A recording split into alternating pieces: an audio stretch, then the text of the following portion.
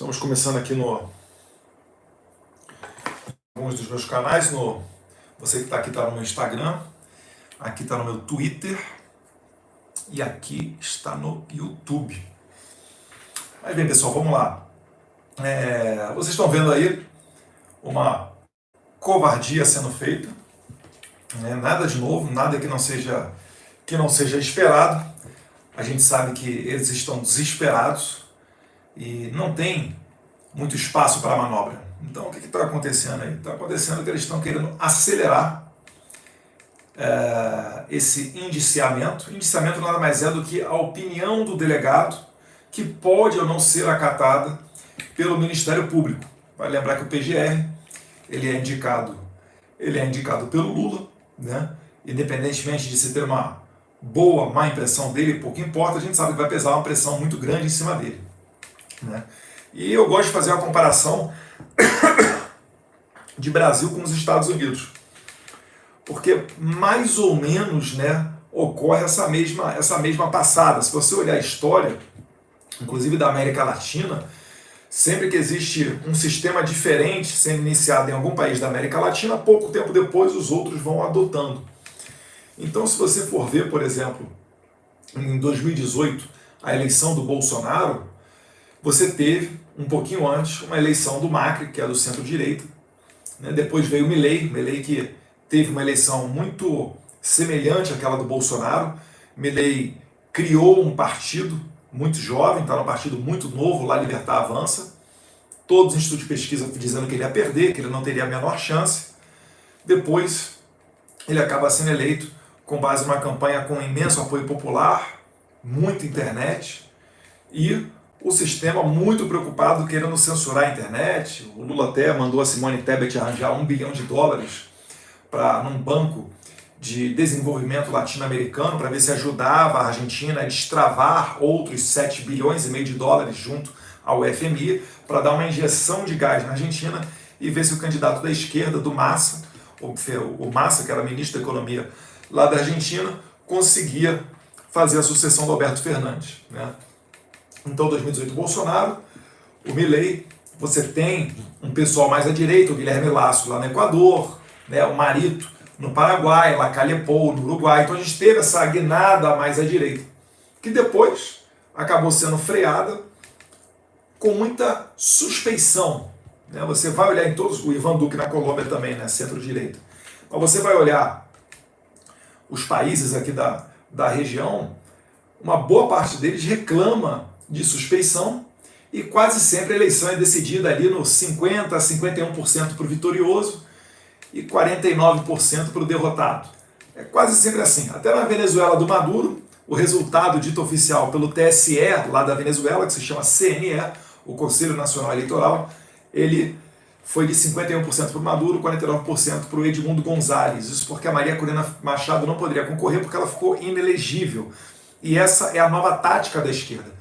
Quando eles dominam, igual eles dominaram, né, nesse passo de conta-gotas, bem ao estilo gramsciano, da escola de Frankfurt, né, pegando ali um pouco de Saul Alinsky, indo para dentro das universidades, colocando Paulo Freire dentro das escolas, eles não precisam mais dar um golpe com base na força, como foi a Revolução Bolchevique, em 59 em Cuba, na Coreia do Norte, entre vários outros países, 49 na China. Então, a nova espécie de ditadura, né, que desconsidera a vontade popular, ela tem essas instituições todas. Vai ter um TSE no Brasil, vai ter um CNE lá na Venezuela, e eles sempre vão dar aparências, né, sinais de democracia, mas não são democracias. Né, se você for ver, por exemplo, a Argentina estava indo para esse caminho da censura, né, a pandemia lá foi algo incrível. O pessoal que sabe aí conhece a questão lá, se não me engano, é de Formosa, ou Hermosa, o nome da localidade. Né, pessoas foram presas porque estavam com Covid, algo totalmente bizarro que não segue as instituições argentinas. Mas, com o voto no papel, o Milei conseguiu, né, aos trancos e barrancos, a duras penas, não foi fácil, né, acompanhei muito da eleição argentina, conseguiu ser eleito. E agora, né, você tem também os Estados Unidos. Os Estados Unidos, o Trump foi eleito em 2016, o Bolsonaro em 2018. O Trump saiu em 2020, o Bolsonaro saiu em 2022. Ambos, né, com muitas reclamações do processo eleitoral. Por mais que você entenda no Brasil que as maquininhas são invioláveis, né, que você ignore aquele inquérito da Polícia Federal de 2018, que a Rosa Weber, então presidente do TSE, mandou abrir, porque houve uma invasão hacker, e no meio da investigação da Polícia Federal foi perguntado ao TSE, e o TSE, através do Papa das Urnas Eletrônicas, o Giuseppe Giannino, confirmou que ocorreu uma invasão hacker, mas eu quero deixar isso de lado, tá? Vamos ficar cego. Vamos imaginar aqui que as urnas realmente são invioláveis, igual um ex-presidente do TSE falava. Ainda assim, a eleição de 2022 no Brasil, ela foi muito estranha. Bolsonaro não pôde usar imagens internacionais, ele não pôde, né, usar o seu discurso da ONU, ele não pôde usar as imagens dos maiores manifestações populares da história desse país em favor de um político, né, 7 de setembro de 2022, 2021, ele não pôde usar, não podia nem fazer live da sua casa. A gente teve que deletar os posts relacionando o Maduro ao Lula. A gente não podia falar da delação do Marcos Valério, que vinculava o PCC ao Lula, a lavagem de dinheiro, mais de 100 milhões de reais, enfim, aquela coisa toda. A gente basicamente foi proibido de fazer oposição ao Lula. E aí o Lula acabou sendo tirado da cadeia por uma manobra dentro do Supremo Tribunal Federal, porque todo mundo viu que ele foi condenado não só pelo Sérgio Moro, falando no caso, por exemplo, do triplex, o Moro condenou a 8 anos de cadeia o Lula. Quando o Lula recorreu para tentar reformar no Tribunal Regional Federal, acho que a primeira região, né, o tribunal, com um grupo de desembargadores, com 5 desembargadores, piorou a condenação dele para 12 anos de cadeia. Ele recorreu ao STJ e também não adiantou. Só aí você tem, eu vou chutar aqui, cerca de, pelo menos aí falam, né, passou pela mão de mais de 10 a 15 juízes. Nenhum deles nunca disse que o Lula foi inocente, e nem o STF, nem o Fachin, relator, né, que depois contou para soltar o Lula, tornar ele elegível, não com o voto do Cássio Nunes, mas que a Carmen Lúcia mudou a sua votação, orientação, e aí o Lula conseguiu fazer um 3-2 e conseguiu recuperar, ser solto e recuperar os seus direitos eleitorais. Aí, né, acabou sendo, entre aspas, eleito daquela maneira que todo mundo viu, 51 a 49%, mais uma vez aqui na América Latina, né, realmente a América Latina muito dividida. Pois bem, os novos ares dos Estados Unidos, por que os Estados Unidos é tão importante nesse jogo? E por que eu acredito que a eleição do Trump é que está fazendo, né, a PF do Alexandre de Moraes acelerar e ir para cima do Jair Bolsonaro? Né? É porque o Trump vai tomar posse dia 20 de janeiro. E a gente já viu essa acelerada do tribunal em outras oportunidades. Quando o Benedito Gonçalves, que é o corregedor do TSE, que dá um tapinha nas costas do Alexandre de Moraes, fala missão dada é missão cumprida. Lembra? Quando ele vai tomar posse, quando na posse do Lula lá no TSE, ele fala missão, diplomação, fala missão dada é missão cumprida, baixa um tapinha ali no Alexandre de Moraes, Alexandre de Moraes dá uma risadinha e tal. Então, antes de sair do TSE, o Benedito Gonçalves ele também acelerou para tentar condenar ao máximo o Bolsonaro. E aí, além daquela primeira condenação esdrúxula, que foi com base no encontro com embaixadores, ali foi tido abuso de poder político. E aí eu pergunto para você, embaixador estrangeiro vota para presidente do Brasil? Não. Mas, algumas semanas antes, o então presidente do TSE, ministro Edson Fachin, fez uma reunião com embaixadores para falar de eleição, e não é atribuição constitucional dele, mas sim atribuição constitucional do presidente da República, porque em última análise o embaixador ele representa o presidente do seu país aqui no nosso território.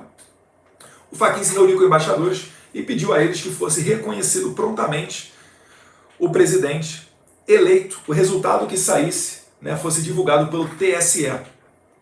Isso daí é por quê? Será que ele já sabia quem é que ganharia a eleição?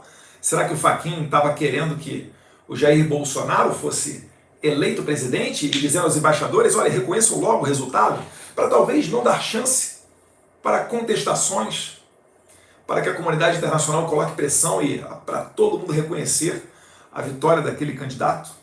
Não sei. Perguntas que ficam no ar aí. Mas o Fachin pediu isso aos embaixadores. E aí o Bolsonaro ele fez uma reunião semanas depois, não somente chamando os embaixadores, mas convidou o ministro Edson Fachin, presidente do Tribunal Superior Eleitoral, que não foi porque ele não quis nesse encontro. E Bolsonaro levantou né, uma série de questões relativas ao processo eleitoral brasileiro, que tem muitos problemas, pode ter certeza. Tem gente que vota muito depois das 5 horas. Na Bahia, então, ó, tá cheio de gente na Bahia que vota depois das 5 horas. Tem que ser feita uma auditoria para ver a escolha desses mesários. Há muita gente que diz que certos sindicatos têm influência na escolha de mesários. E os mesários sempre são os mesmos, não há uma oxigenação. E tem muita coisa acontecendo. Então, com essas suspeições todas, o PL, na figura do presidente Valdemar Costa Neto, entrou com uma ação no TSE para pedir investigação com base numa auditoria paralela que ele fez das eleições. Isso daí está dentro da lei. É papel de um partido fiscalizar as eleições e fazer esse tipo de trabalho. Tal qual o PSDB fez lá em 2014, quando o Aécio perdeu para Dilma e o Carlos Sampaio, eu lembro de uma entrevista, né, junto com outros tucanos do PSDB, falando que não era possível fazer uma auditoria das urnas, porque aquelas urnas eram simplesmente impassíveis de auditoria. O TSE nega, fala que elas são auditadas. Só que o que falam por aí é que o próprio software, ou a própria empresa que faz a urna eletrônica, é que audita a urna eletrônica. Isso é tipo o seguinte, é tipo você perguntar para o PCC se tem problema de contabilidade na boca de fumo. Peguei pesado. Vamos voltar no exemplo. É tipo a Ambev querendo fazer uma auditoria das contas da Ambev, chamando uma terceirizada da Ambev para ver aquilo dali. É claro que isso daí nem sequer, por conceito, é tido como auditoria. E é por isso que a gente luta pelo voto impresso auditável. Porque ele é o meio para o fim principal, que é a contagem pública dos votos. A contagem pública dos votos, ela segue os princípios constitucionais do artigo 37, da publicidade. O artigo 37 da Constituição, ele traz os princípios da administração pública. Não é nenhum favor que os servidores públicos fazem para a população. Não é nenhum favor que o TSE faz à população seguindo o artigo 37 da Constituição, seguindo a legalidade, a impessoalidade, a moralidade, a publicidade e a eficiência. E eu quero ir aqui, é na publicidade. Um ato da administração pública, ele tem que ser público, salvo exceções justificadas previstas em lei. E essas exceções não estão abarcando a nossa eleição. Desde 1996, com a implementação das urnas eletrônicas, foi dado um passo a passo gradativo, a gente perdeu essa publicidade. E falava, não, mas a eleição dá muito problema, dá briga, o cara vota no papel, isso é arcaico. Gente, o voto pode ser na pedra, mas ele tem que ser tão simples quanto necessário para que o mais ignorante dos eleitores entenda o processo. Quando você vai ver como é que é o processo brasileiro, começa a falar em criptografia, chave de não sei o que, pá, você se perde, você não tem a mínima noção se aquilo que você digita, você realmente tem a certeza e a confiança de que vai contar o seu voto lá em Brasília. O máximo que acontece é uma impressão de um boletim de urna, que não significa absolutamente nada. Então, é isso que a gente fala quando a gente fala em voto auditável. A Câmara dos Deputados e o Senado Federal já aprovaram, pelo menos em 3 oportunidades, o voto impresso. Só que o STF sempre derrubou a medida. A última vez que ela foi aprovada foi em 2017, uma emenda do então deputado Jair Bolsonaro, que o Eduardo Cunha deu os louros para o Leonardo Pisciani, mas a liderança e quem capitaneou realmente essa bandeira foi o Jair Bolsonaro. Ela foi aprovada com 433 votos na Câmara dos Deputados. 433 de um total possível de 513. Olha a lapada que foi para aprovar o voto impresso. Só que, veja só, isso é muito mais do que a maioria para alterar a Constituição, porque para alterar a Constituição a gente precisa de 308 votos, a gente teve 433. Só que no ano seguinte começaram a vir as matérias, ministros do STF, tá na internet, quem quiser pesquisar, fazendo testes com os protótipos da urna eletrônica com voto impresso ao lado. E fazendo elogios, falando que é um aperfeiçoamento, etc., conexão com a população, um discurso muito bonito, realmente, verdadeiramente bonito, democrático, mas logo depois, o voto impresso, em 2018, ele foi derrubado, seguindo os argumentos da então Procuradora-Geral da República, Raquel Dodge, em que ela argumentou que o voto impresso poderia ensejar a violação do sigilo do voto. Então, para deixar isso aí claro, ela não falou que você pegaria aquele voto e iria para casa, porque a lei em momento nenhum fala isso. A lei do voto impresso, ela falava que o voto seria impresso, seria depositado numa urna, e para fins de recontagem, para fins de quando houver uma suspeição naquela localidade, você poder, né, ter como conferir se realmente a votação dita pela máquina está conferindo com aquela do papelzinho que caiu na urna. Mas a Raquel Dodge ela usou o argumento de que a impressora ela poderia travar e alguém chegar e olhar, né, você precisar da ajuda de um mesário, alguém chegar e olhar em quem você está votando. E aí, né, o sigilo do voto estaria exposto. Bem, esse argumento é tão raso que eu vou derrubar ele agora. Eu pergunto, e se a tela da urna eletrônica travar? Você precisar da ajuda de alguém? Será que essa pessoa também não vai ver na tela em quem você está votando? O voto impresso já é uma realidade no Paraguai, nas zonas de quinta geração, dentre várias outras localidades. O problema, gente, não é o meio eletrônico em si. Você pode até continuar usando o meio eletrônico. O que nós queremos ter é a certeza de que você vai ter uma maneira de auditar, de conferir, de recontar os votos. É só isso. Só que isso virou discurso antidemocrático, não só no Brasil, mas também nos Estados Unidos. Aquela foto do Trump, quando ele foi indiciado lá no estado da Geórgia, a chamada mugshot, vocês lembram que ele faz uma carinha assim? Eu botei no vídeo meu no meu Instagram, depois olhem lá. Ele faz uma carinha assim, tira a foto, pá, Trump indiciado. Foi por esse motivo.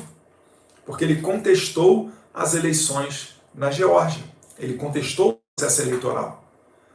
E isso foi tido, de alguma maneira, em certa medida, como um ato antidemocrático. E ele foi indiciado para depois tentar prendê-lo.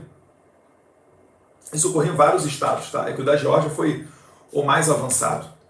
E é engraçado porque em 2016, quando a Hillary Clinton, esquerdista, do Partido Democrata, quando ela perdeu a eleição, ela reclamou, ela levantou suspeitas, quem sabe essa eleição não foi fraudada, talvez a gente precise de outra eleição, etc. E tal, mas ninguém falou que será ato antidemocrático, né? Afinal de contas, Hillary Clinton é do establishment, é do beautiful people, é de esquerda. Então fica muito clara essa perseguição toda e muito fácil para a gente explicar para o americano o que está acontecendo no Brasil. Porque ele não precisa nem imaginar muito. É só você chegar e falar para ele, está acontecendo com Trump, aconteceu com Trump e está acontecendo com Bolsonaro. É o mesmo vírus nos dois países. A diferença é que no Brasil a gente tem menos anticorpos. Então aqui debate essa questão da prisão totalmente injustificável. Só que aí vem outro problema. Se hoje a reputação do Alexandre de Moraes já não é das melhores no mundo inteiro, graças a um trabalho de muitas pessoas, né, eu me incluo nesse trabalho de levar a verdade ao exterior, se ele prende o Jair Bolsonaro,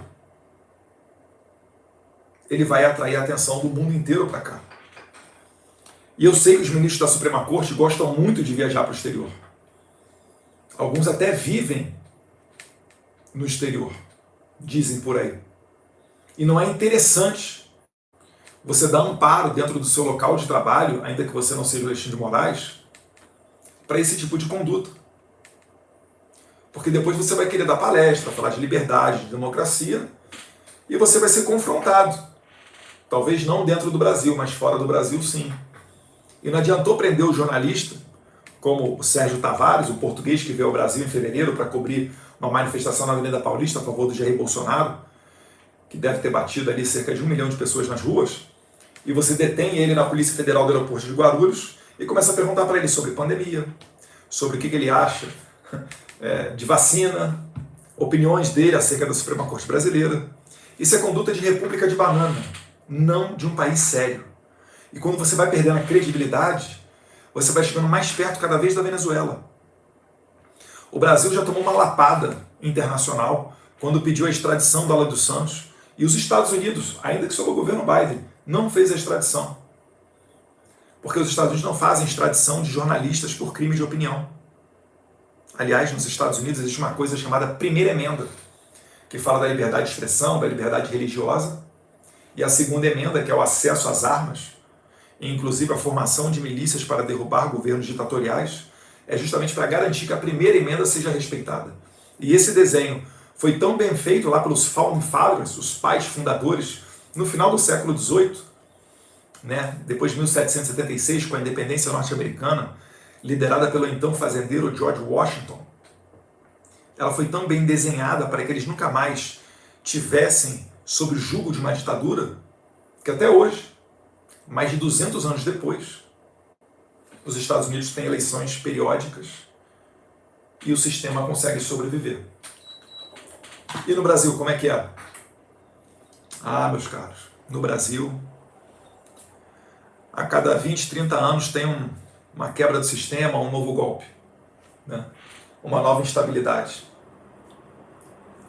Então, retornando aqui ao raciocínio lá dos Estados Unidos, Trump em 2016, Bolsonaro em 2018, Trump perde em 2020, Bolsonaro perde em 2022, Trump volta em 2024, Bolsonaro tem total chance de voltar em 2026. Essa é a verdadeira razão para se perseguir Jair Messias Bolsonaro. Se eles estivessem pensando apenas politicamente e Bolsonaro não tivesse apoio popular nenhum, eles estariam deixando de lado essa história toda. Mas como o Bolsonaro é muito forte, eles têm que derrotar o Bolsonaro nos tribunais para não permitir que ele politicamente venha a se candidatar em 2026. Se for pelo aspecto de sentimento de vingança, que essas pessoas têm ódio de Bolsonaro porque ele fez um governo honesto e melou com um esquema de muita gente, só em estatais, gente. Eu comparo o governo Dilma com o Bolsonaro. Eu poderia comparar o do Lula agora também, porque eles começaram a dar déficit. Em 2015, que foi o último ano de normalidade do governo Dilma, eu não pego do ano de 2016 porque não foi um ano completo dela e ela ainda sofreu o processo de impeachment.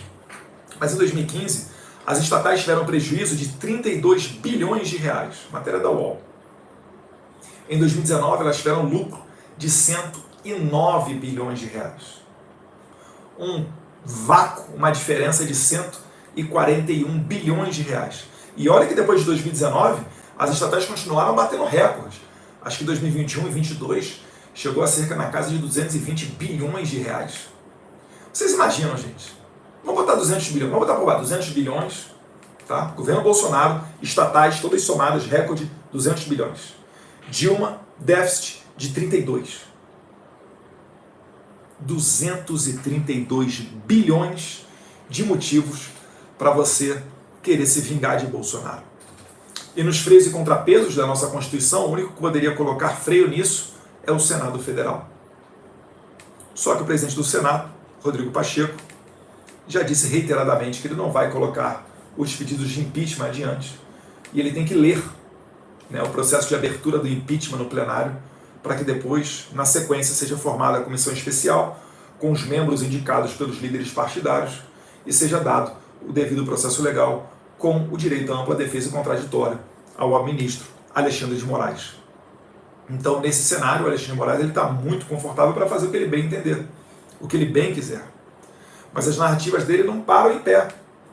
Por exemplo, essa do Felipe Martins. Nesse relatório que indiciou Jair Bolsonaro, no mesmo relatório você tem Felipe Martins, ex-assessor do presidente Bolsonaro, acusado de viajar aos Estados Unidos, mas foi preso no Brasil. E a PF falou agora que é o seguinte, provavelmente alguém pegou o passaporte do Felipe Martins e entrou nos Estados Unidos. O Felipe Martins quis fazer essa construção para pensarem que ele estava nos Estados Unidos e não irem atrás dele no Brasil. Sabe onde é que o Felipe Martins foi preso? Na casa da esposa dele no Paraná. Tá difícil ou tá fácil? Então, calma aí. A PF está falando que ele simulou uma entrada nos Estados Unidos para fugir da Polícia Federal. Mas a Polícia Federal foi tão grandiosa e tão brilhante que, nossa senhora, pegou o cara na casa da esposa. Nossa! Esse terrorista Felipe Martins, meu Deus do céu, mente brilhante. Me explica aí, Polícia Federal. Por que que então foi dada a entrada do Felipe Martins nos Estados Unidos com o passaporte dele que havia sido extraviado, que não era o passaporte que ele utilizava no bolso? E depois editaram sistemas norte-americanos e colocaram um passaporte com o númerozinho verdadeiro dele lá, o númerozinho atual.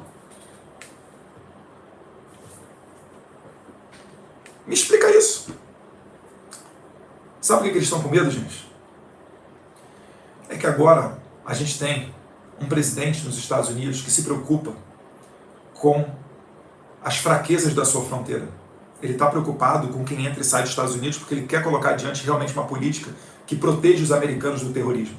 E ele sabe que Felipe Martins não é terrorista. Inclusive, ele tem umas fotos dentro do Salão Oval, quando o Trump recebeu eu, Felipe Martins, o então chanceler Ernesto Araújo, e nós estávamos sem o nosso presidente. Mas ainda assim tivemos moral e contamos com a humildade do presidente Donald Trump para nos receber. Inclusive, depois daquilo dali, o Trump defendeu o Brasil numa cúpula extraordinária de emergência do G7, convocada pelo Macron para tratar de Amazônia, sem o Brasil. E o Trump nos defendeu nessa cúpula. Muito obrigado, presidente Trump. Muito obrigado por nos receber no Salão Oval.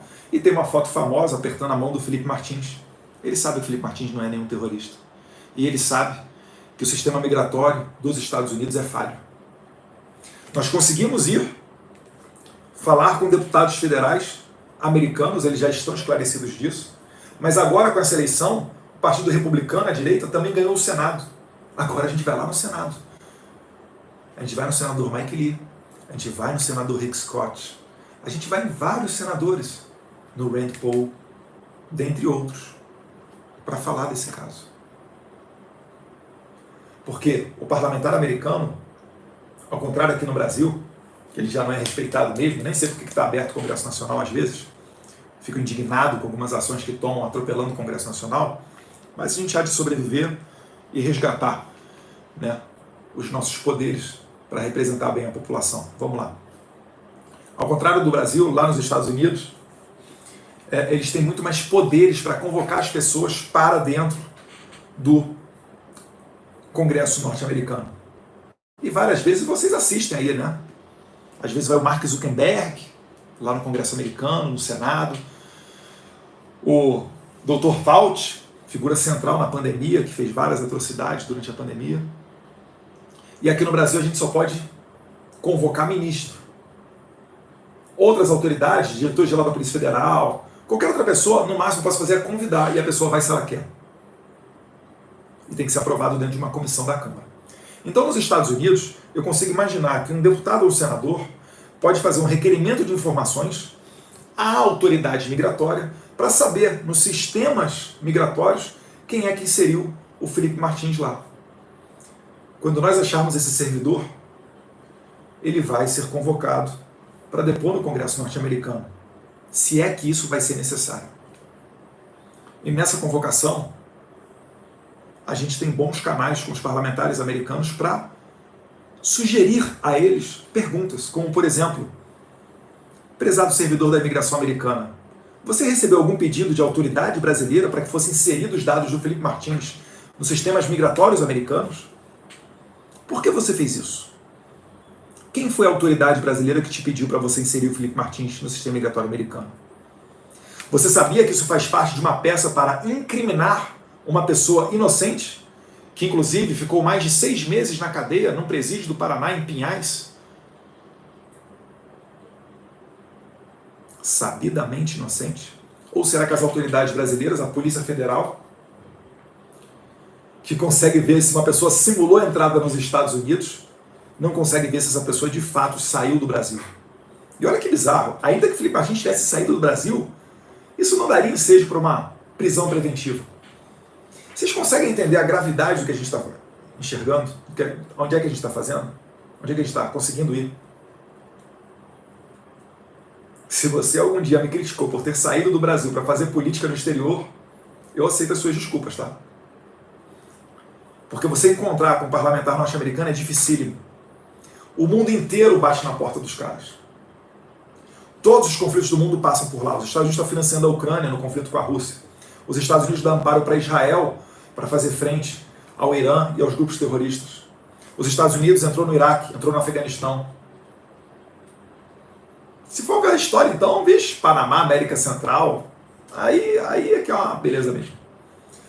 Mas, Você ser a maior potência econômica e bélica do mundo te traz algumas responsabilidades. E isso faz com que o seu Congresso seja o mais visto do mundo.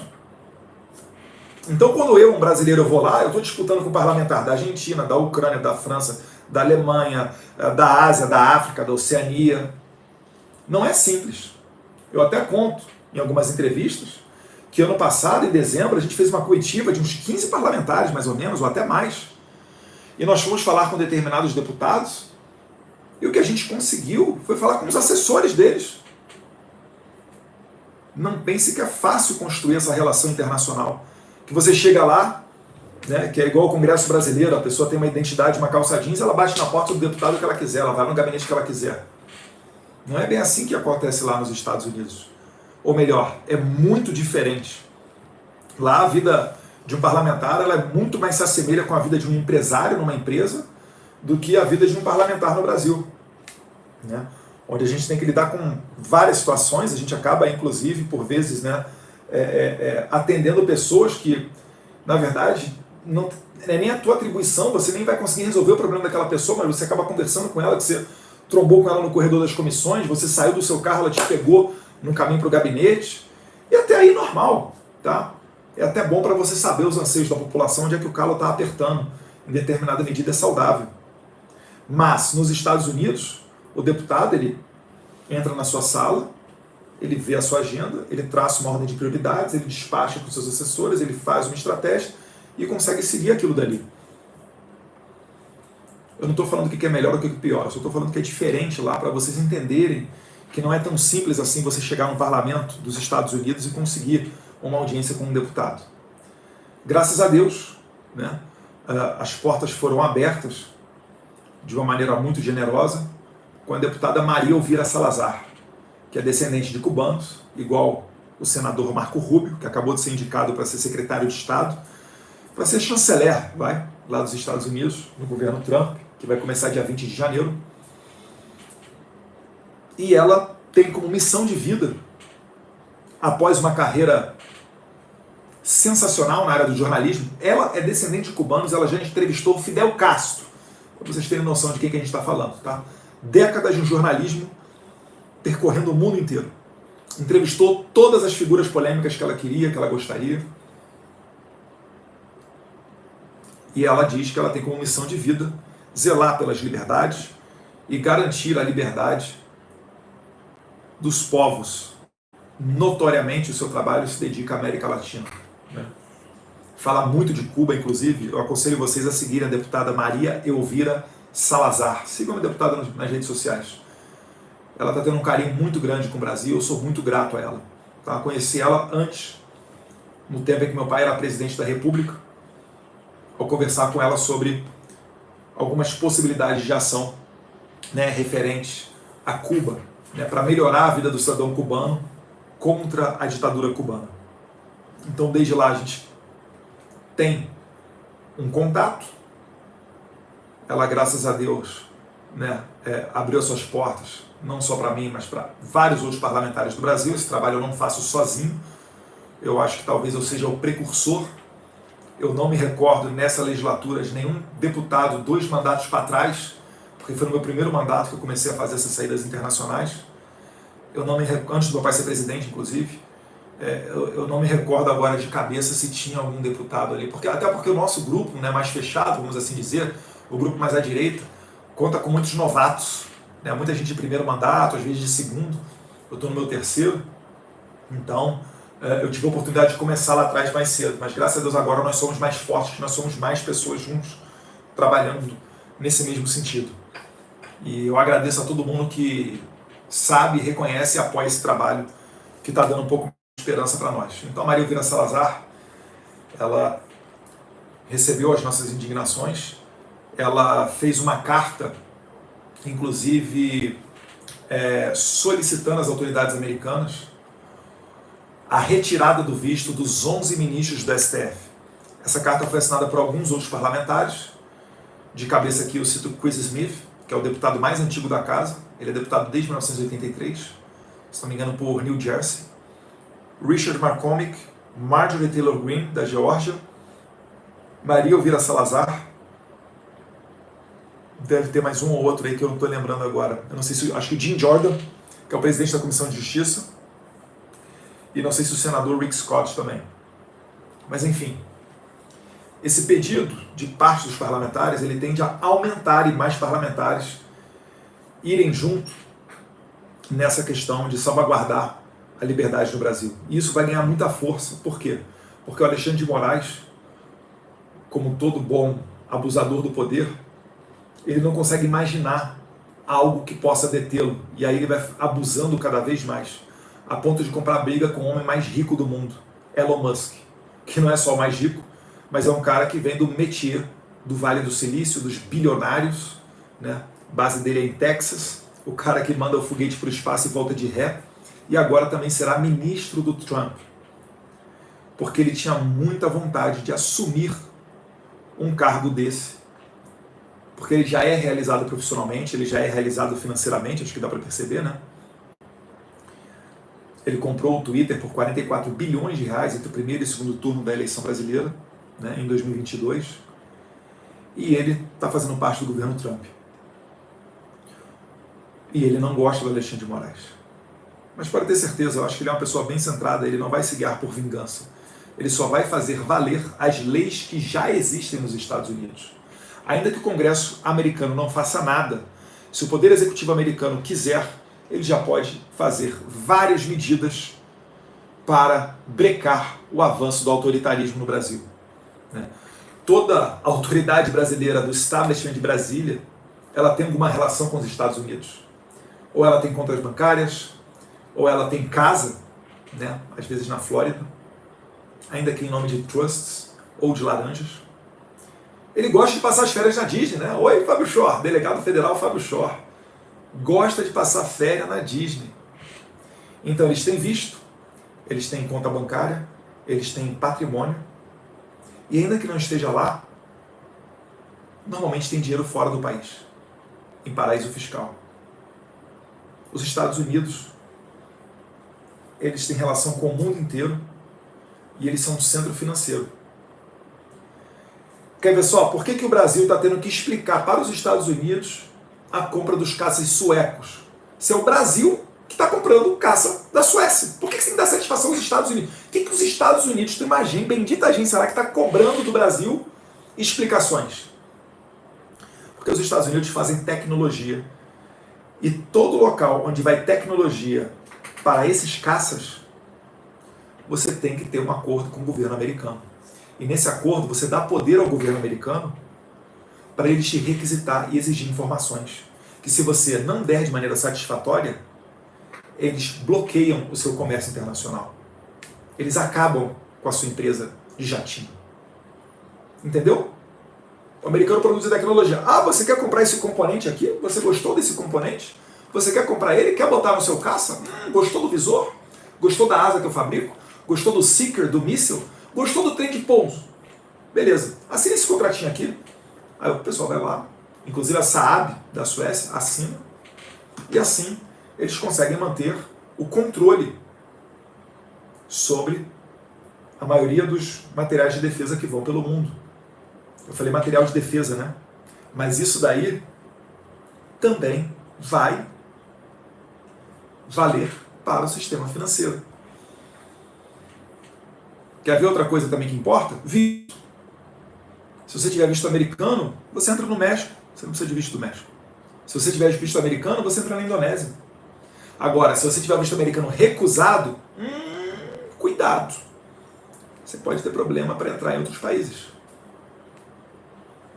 Porque existe essa troca de informação. Se você entra numa blacklist dos Estados Unidos, os outros países vão querer saber, que tem relação com os Estados Unidos, vão querer saber. Ô brasileiro, por que você está na blacklist aqui dos Estados Unidos? O que aconteceu contigo?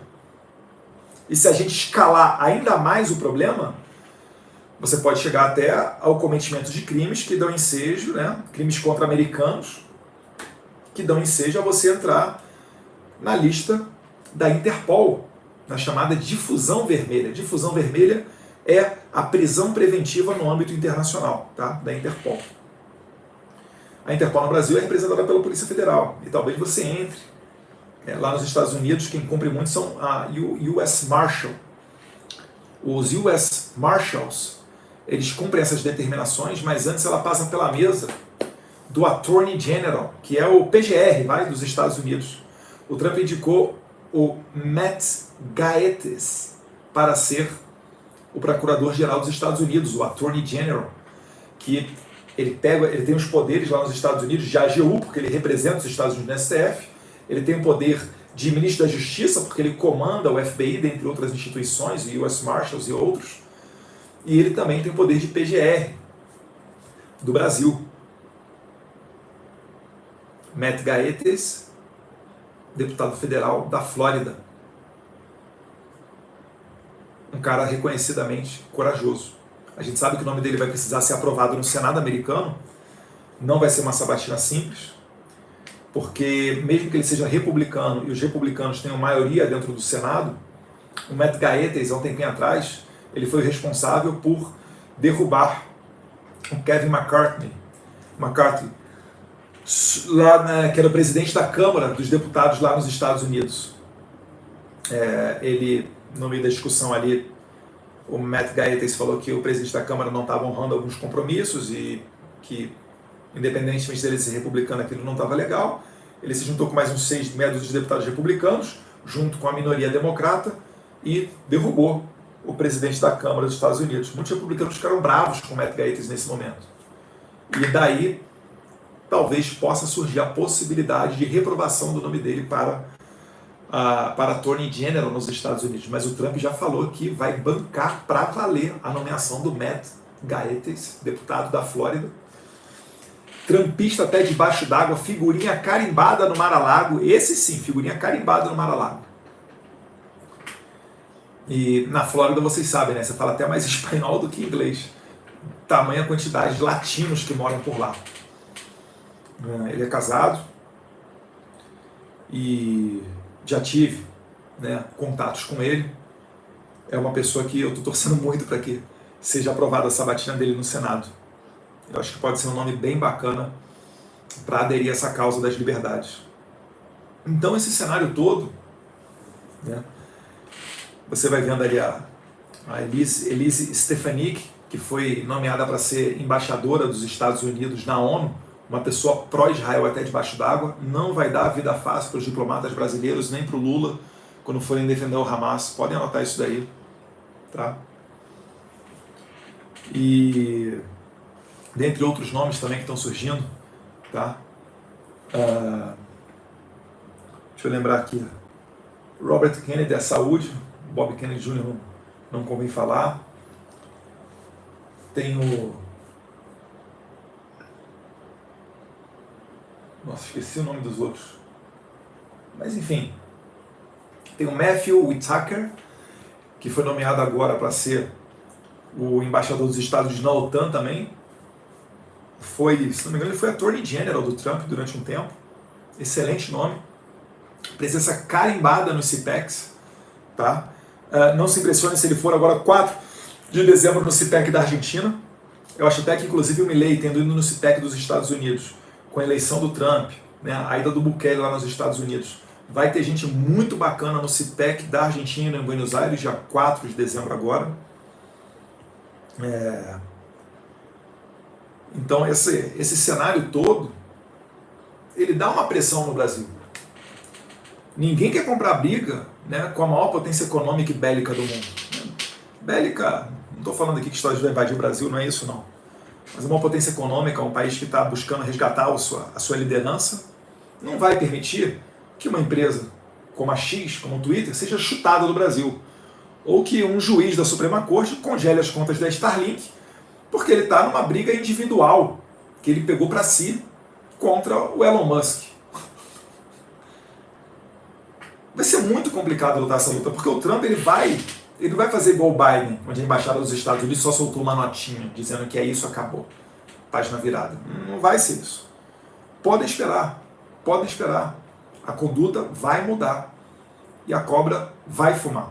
Então, esse cenário, que também está sendo antevisto pelos nossos inimigos, o que eles estão fazendo? Eles estão acelerando agora, porque se eles decidem indiciar o Bolsonaro e fazer essas maldades todas com Trump sendo presidente, eles têm uma chance grande de ter problemas com Trump, com Elon Musk, com Marco Rubio, com Matt Gaetz, dentre outros. O Brasil não conseguirá mais extraditar brasileiros dos Estados Unidos, salvo crimes realmente graves, que ofereçam risco aos Estados Unidos, que seja crime nos Estados Unidos e ao Brasil, e no Brasil, né, que é um requisito para extradição. Extradição tem que ser crime aqui e crime lá. Por exemplo, o caso do Alan dos Santos não foi crime lá. Tem que haver um devido processo legal. Paulo Figueiredo perdeu o passaporte brasileiro dele. Ele sequer foi citado. A Polícia Federal ela vai no FBI e pede para o FBI ligar para o Paulo Figueiredo para ele prestar depoimento para a Polícia Federal. Aí o Paulo Figueiredo fala, calma aí, mas cadê a carta rogatória? Porque é assim, gente, quando você está no exterior, você recebe uma carta do juiz, ele te informa o número do processo, você constitui um advogado, ele pega a cópia daquele processo, ele estuda, informa ao seu cliente, ó, você é investigado, ó, você é testemunha, ó, a acusação é essa. Nunca teve isso com o Paulo Figueiredo. Acredito que com o Rodrigo Constantino também não. Mas eles tiveram seus passaportes quitados, né, retirados, brasileiros. Na prática, viraram apátridas. Se eles não tiverem um green card, se eles não tiverem uma dupla nacionalidade, eu nem sei como é que eles fazem para sair dos Estados Unidos. Já que seu passaporte brasileiro não está mais válido, acredito que os sistemas internacionais não devem considerar o númerozinho do passaporte do Paulo Figueiredo. Ele pega o passaporte dele, ele vai chegar num país, o país vai olhar e vai falar, calma aqui, não. Alguma coisa errada. Ou quem sabe até vai ser extraditado para o Brasil. Olha o problema. Então, esse cenário é que está fazendo com que o Alexandre de Moraes, junto com a sua Polícia Federal, acelere as coisas. É por isso que eles tiveram um encontro, dia 13 de novembro, semana passada, Lula, o delegado Andrei, que é o 01 da PF, o Bolsonaro nunca conseguiu nomear, mas o Lula conseguiu sem problema nenhum, ministro do STF e o PGR. O cara que acusa, o cara que julga, o opositor e o cara que executa. Tá bom para você? Todo mundo reunido? Dias depois, operação Os Kits Pretos. Para mandar lá um recado para o G20, para dizer, líderes do G20, o Brasil tem um problema muito grande aqui com relação à democracia. Olha só essas pessoas violentas. Quantos discursos a gente não tem na internet de pessoas falando que queriam matar Jair Bolsonaro? Nunca foram presas, nunca foram tidas como antidemocráticas. Matéria da Folha de São Paulo, por que eu desejo a morte de Jair Bolsonaro? Ônibus incendiado na esplanada dos ministérios, pertinho da presidência. O cara sai gritando fora Bolsonaro. Atores, atrizes, falando que queriam esfregar a cara do Bolsonaro no asfalto quente. Peças publicitárias. Não, é liberdade de expressão, só está jogando bola com a cabeça do presidente. Tem discurso de ódio de não. Tem nada demais não. Aí vem esse pessoal querer dizer que os kits pretos estavam planejando, etc. Bem, primeiro que eu não confio nesses caras que estão dizendo para acreditar neles. E ainda que você tenha cogitado matar alguém, isso não é crime. Cogitar não é matar. Cogitar não é nem tentar matar. Como é que você começa, segundo o direito, a tentativa? Quando você inicia os atos executórios. Quando eu pego minha arma, puxo minha arma e aponto para a pessoa. Comecei o ato executório do tipo penal do artigo 121, homicídio. Pena 6 a 20 anos, homicídio simples. Puxei o gatilho. A munição pipocou, ela não disparou. Uma circunstância alheia à minha vontade me impediu de seguir adiante na minha intenção de assassinar. Isso é uma tentativa. Enquanto você não começa os atos executórios, o que a gente fala no direito, né, na linguagem o iter criminis, quando você não começa o caminho do crime, não tem crime.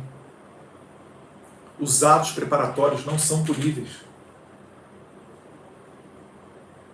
Isso que eu estou dando o benefício de acreditar realmente que ocorreu o planejamento. Tá? Vamos imaginar isso. E as pessoas estão sendo presas em novembro de 2024 por uma suposta tentativa de assassinato que seria feita em 15 de dezembro de 2022. Praticamente 2 anos depois, pessoas estão sendo presas preventivamente, sem condenação. Para quem sabe o mínimo de direito, sabe o quanto absurdo que é isso. Uma medida excepcional sendo tomada agora na covardia, só para apresentar para a comunidade do G20, para os líderes mundiais, que olha, a notícia do Brasil de hoje é que realmente o Bolsonaro estava lá com um skid preto aí, ó.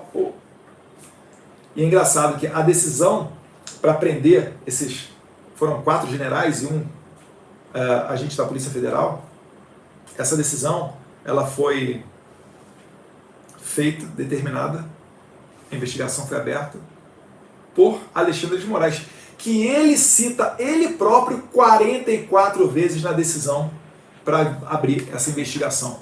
Ou seja, ele é vítima, julgador e tem abaixo de si uma Polícia Federal para executar. Isso é democracia? E você? Já teve algum problema que foi parar na justiça? E quem é que julgou o caso? Foi você mesmo ou foi um outro juiz terceiro que não conhecia nenhuma das partes? Porque se você brigar com seu vizinho e o processo parar na justiça, quem vai julgar é um juiz que não conhece nem a você nem seu vizinho. A não ser que seu vizinho seja o Alexandre de Moraes, que aí é ele mesmo que vai julgar a causa. E aí, você brigou com o Alexandre de Moraes, ele vai julgar a causa. Você acha que ele vai julgar como? Não, vai julgar imparcial. Porque o Alexandre de Moraes é uma alma, né, acima dos réis mortais. E é sempre o Alexandre de Moraes. É sempre uma pessoa só. A minha crítica não vai para o STF. Eu não quero acabar com o STF, eu não quero inventar um novo sistema, uma forma de Estado, uma forma de governo. É só um que está dando problema. Eu tenho várias discordâncias de vários outros. Mas tem um que está muito além no exagero, no abuso de autoridade.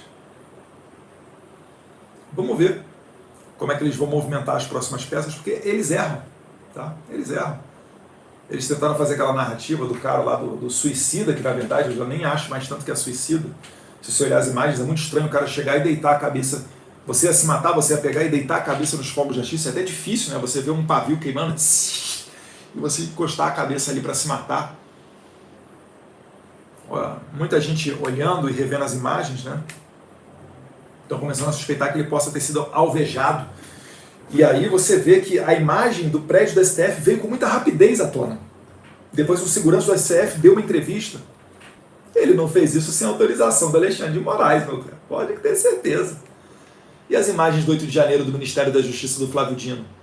Essas daí até hoje nada, né?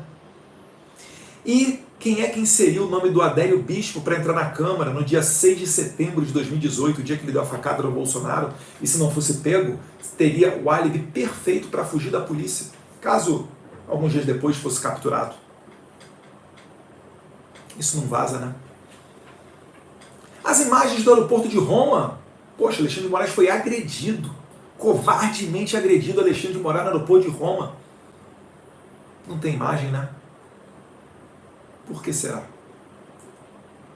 Será que é porque essas imagens vierem à tona, elas não vão favorecer a narrativa que eles querem que você acredite?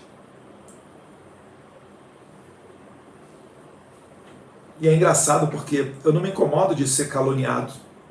Sou uma pessoa pública, a gente está na chuva para se molhar. Eu me incomodo se eu não puder falar. Eu estava chegando na Câmara anteontem, terça-feira, e quando eu estava entrando na Câmara, pela chapelaria, veio um batalhão de repórteres em cima de mim, né? E normalmente quando eles fazem isso não é coisa boa. Eles vêm para querer te pegar, para tentar falar alguma coisa que você está mal informado, não sei. Ou às vezes para dizer, olha, fulano falou isso, o que você acha? E na verdade fulano não falou nada. Mas enfim, eu não tenho muito o que reclamar não, o pessoal da imprensa ali da Câmara, via de regra, a exceção de um fotógrafo aí que veio à minha cabeça, mas via de regra são pessoas educadas, né, os jornalistas que ficam ali na Câmara. Muito do problema está no andar de cima, né, no pessoal da redação. Mas conversei com eles e eu nem sabia, a minha entrevista foi ao ar ao vivo na CNN, só que eu não fiquei nem um minuto na CNN, né? Quando eu comecei a falar dos argumentos, falar da prisão dos generais, dos kits pretos,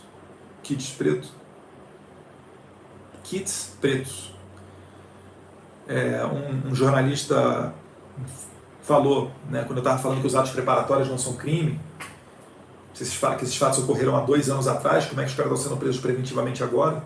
Aí um jornalista falou, mas eles queriam matar uma autoridade do STF, foi alguma coisa assim. Mesmo se for para assassinar deputado.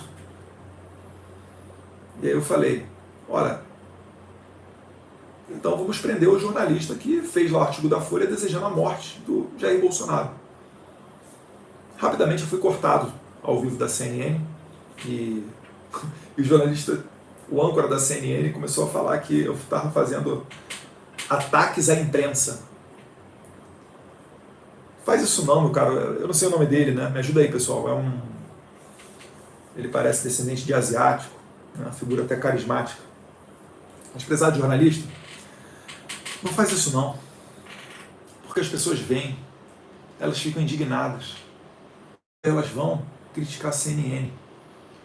Assim como quando um deputado faz besteira, toda a categoria leva a culpa, e aí se você sair na rua perguntando o que é um deputado federal, um monte de gente vai te falar que é um bando de corrupto, e eu não tiro a razão do sentimento da população, é porque muita grana corre aqui em Brasília, e quando alguém faz uma besteira, né, todo mundo leva a culpa. Com vocês, jornalistas, é a mesma coisa. Quando um de vocês chega e faz uma coisa dessa, todo mundo, pelo menos, vai passar a criticar a CNN. Pelo menos, a CNN. E porque está saltando aos olhos. Rebata o nosso argumento com outro argumento, de preferência ao vivo. E aí eu lembro do Jair Bolsonaro, encaminhando para o final aqui, tá, pessoal? Passa de 10 horas já. O Bolsonaro sempre desafia na Globo para fazer um ao vivo com ele de 2 horas e nunca aceita. Vocês já imaginaram uma cariação entre Jair Bolsonaro e Alexandre de Moraes? Bolsonaro confrontando Alexandre de Moraes e Alexandre de Moraes confrontando Bolsonaro.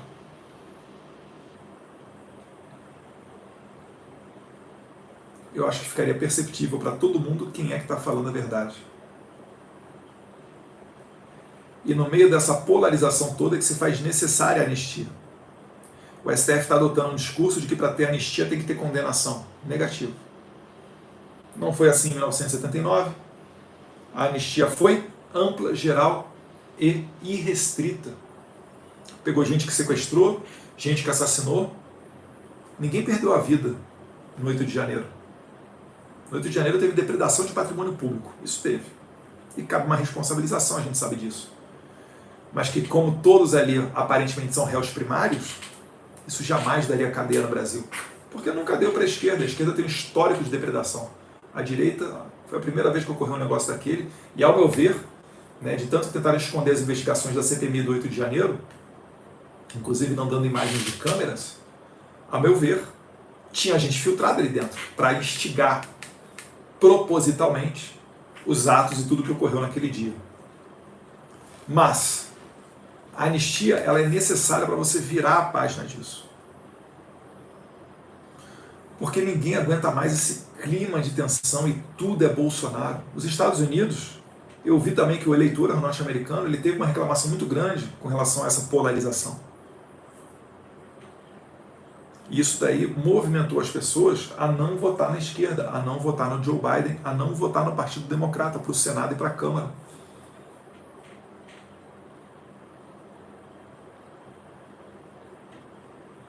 A esquerda está perdida, gente. A esquerda vai precisar se reformular. Ou vai apelar para a fraude, um padrão Venezuela. E aí a gente vai ter a mesma credibilidade da Venezuela. E aí, você aí que trabalha em órgãos públicos, ou você da iniciativa privada, vai querer o teu passaporte brasileiro comparado a um passaporte venezuelano? E quando o país começa a se afundar economicamente, ele vai buscar alternativas. Talvez no tráfico de drogas, igual a Venezuela. O braço direito do Maduro, Diosdado Cabello, ele era presidente da Assembleia Nacional da Venezuela, e hoje ele é, se não me engano, o ministro da Defesa do Maduro.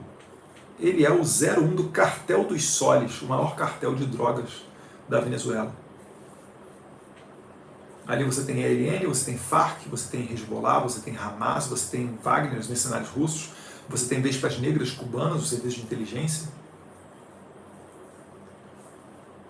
Será que esse é o Brasil que a gente quer? Eu acho que nem as pessoas da iniciativa privada que dão sustento a esse governo, acho que nem é esse o Brasil que elas querem.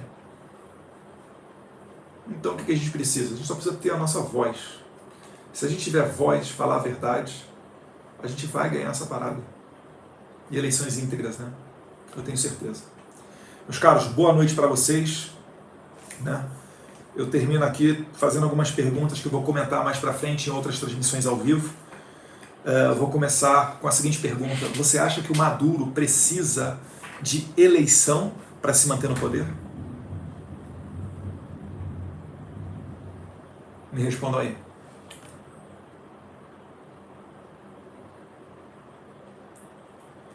Não, né? Obrigado ali, Tintim. Eduardo, obrigado, Valdinei. Meu candidato em 2026 é o Jair Bolsonaro. Tamo junto. Não, Heraldo, canal. Márcia Campos, Mário Costa. É claro que não. Então vou perguntar para vocês. Por que é que o Maduro fez então a eleição? Não foi para dar uma satisfação para o traficante de drogas e Diosdado Cabello. E nem para o Tarek El Assaini, ligado ao Hezbollah, que chegou a ser o 02 da narcoditadura venezuelana. Sabe por quê, gente? Porque o governo Biden teve a capacidade de cagar a relação com a Arábia Saudita e com a OPEP, que é o grupo de maiores produtores de petróleo do mundo. E aí o que os Estados Unidos teve que fazer quando cagou a relação com o Mohammed bin Salman, príncipe herdeiro da Arábia Saudita? Começaram a comprar petróleo da Venezuela. Só que para comprar petróleo da Venezuela, tem que dar um arzinho de democracia ali, né? Para segurar a onda das críticas dentro dos Estados Unidos. Pega mal você ficar comercializando com uma ditadura da Venezuela e tendo outro tipo de conduta para com Cuba, desde 1959. E aí vocês vão começar a ligar as coisas. Vocês lembram do vídeo do Maduro explicando como é que funciona o voto impresso para a eleição sobre o plebiscito, se iriam anexar ou não o território de Essequibo, da Guiana? Eu não vou nem falar da possibilidade das tropas militares de Maduro entrarem, né, pelo território brasileiro para invadir a Guiana, devido ao relevo daquela localidade ser mais propício a fazer esse tipo de manobra.